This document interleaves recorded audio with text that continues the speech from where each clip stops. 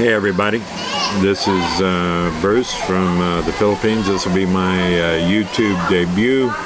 Everything's been going fine, great. There's few snags, you know. It's a different country, and they have different ways of doing things, doing business.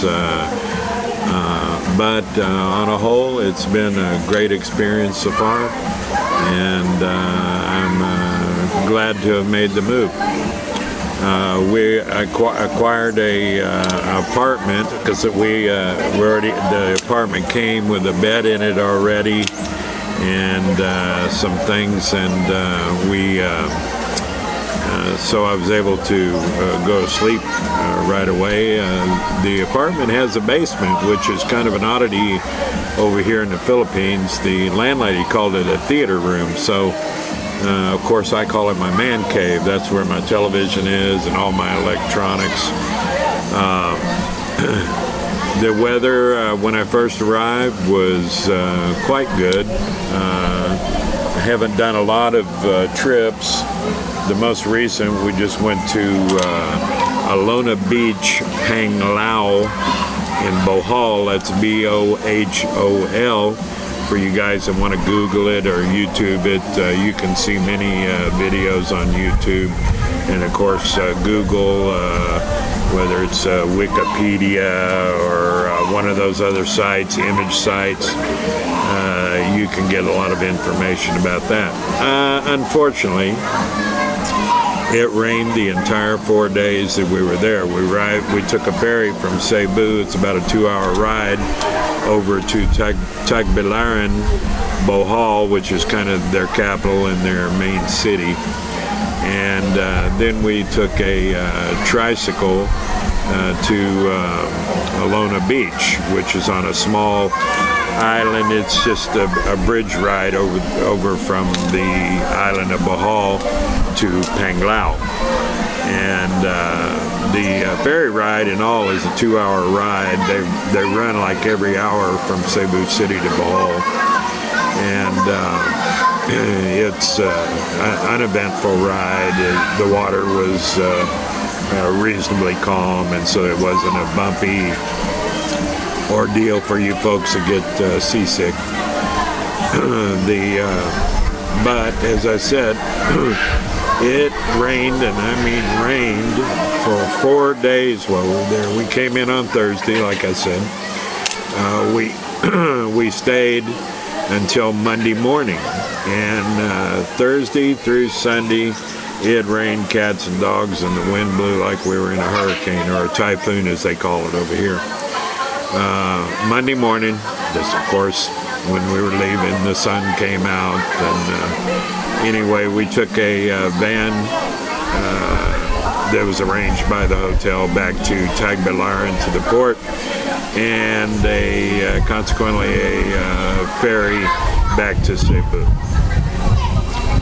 Other than that, within a month after I first got here, out of Mactan, where the airport's at, and it's another small island, but this time a bridge distance from Cebu.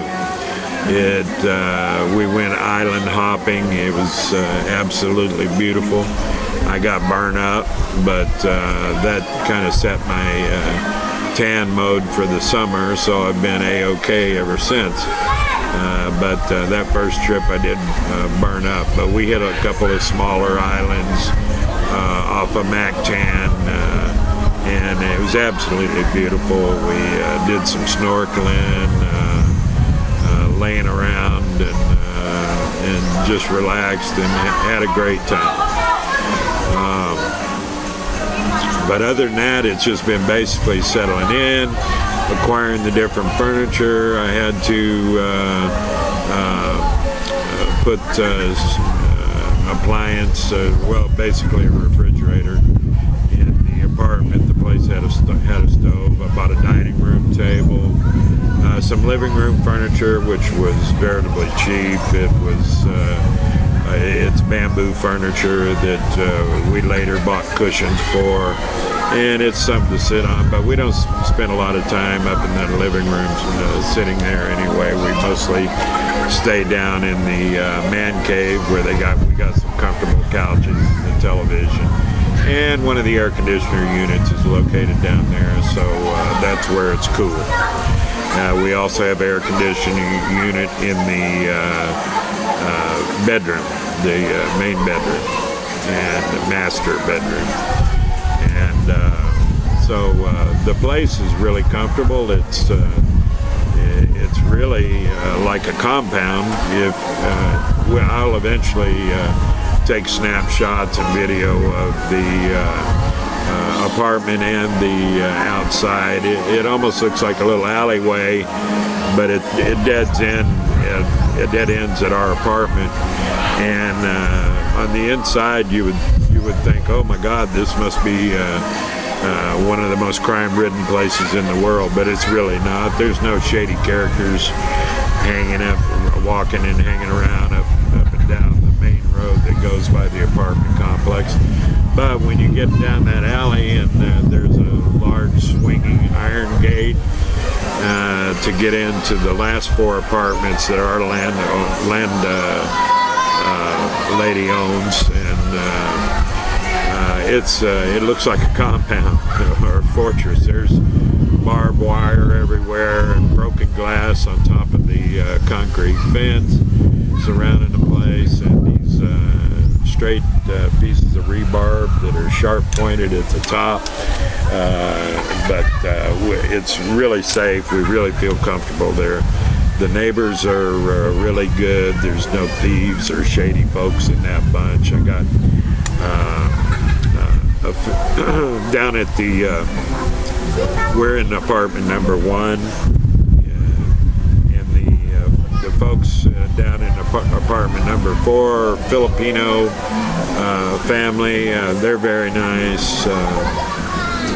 The person that lives in number 3 his name is Lars. He's from Denmark.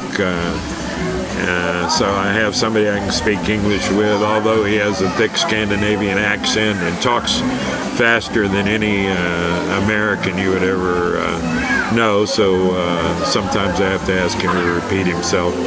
The apartment next door is currently unoccupied. That's number 3.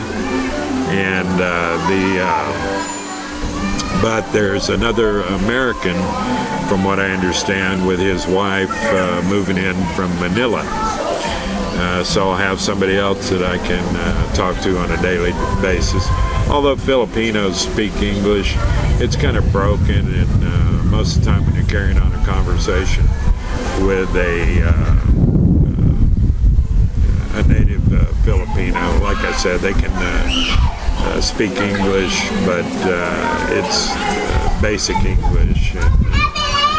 And if you say something with some type of slang or a saying that we use here, that we use in the United States, not here, they don't really understand the meaning of it, or you have to explain yourself further, which can kind of get tiresome, explaining yourself over and over again.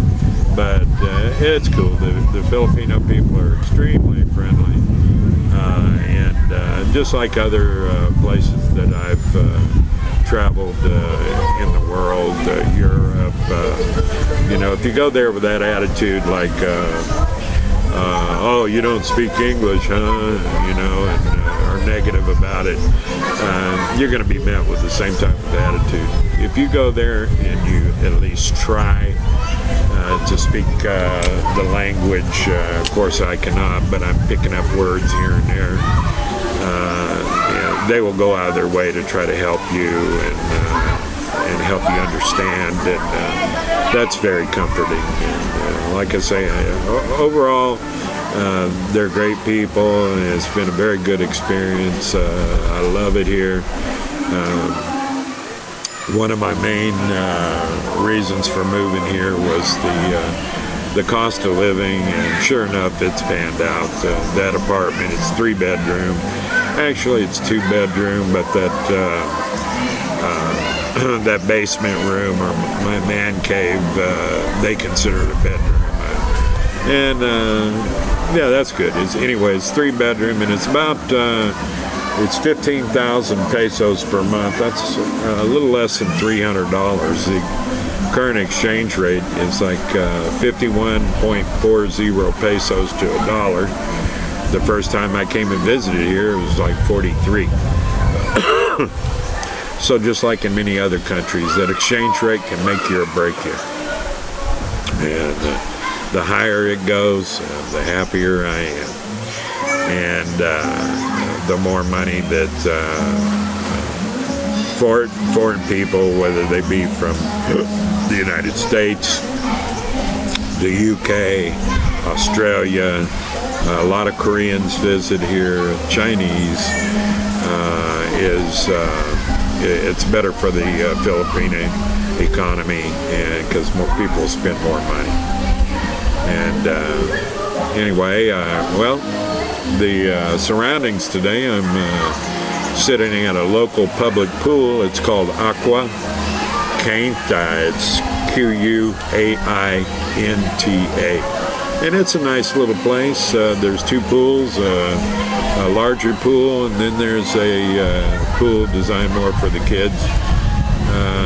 That's fairly good in size too. And they have refreshment here. They don't really serve food, although they claim that they have shomai here. I haven't seen it yet. Shomai is it's like a meat and garlic and onion and vegetable concoction, and it's wrapped in like a wonton wrapper, and then they steam them, and then they serve them in a little sauce. It's delicious, and it's really cheap. But they have chips and cokes and sodas and beer here, and the people are really friendly. I spend enough time here. Me and my girlfriend's kid that they know us by first name. And anyway, it's a good place to go. Later on this month, there's me and my girlfriend are going to make a trip with her mom and dad and her sister and niece to a little island off Cebu called Camotes, Camotes. And it's supposed to be a nice little place, and we'll go there for like a day or two and chill. My girlfriend's birthday's on November 14th, so that'll be a kind of celebration of it. And it'll be back out to nice beaches and sun, and I love that atmosphere. And then at the latter part of the month, another one of the YouTube vloggers is coming to visit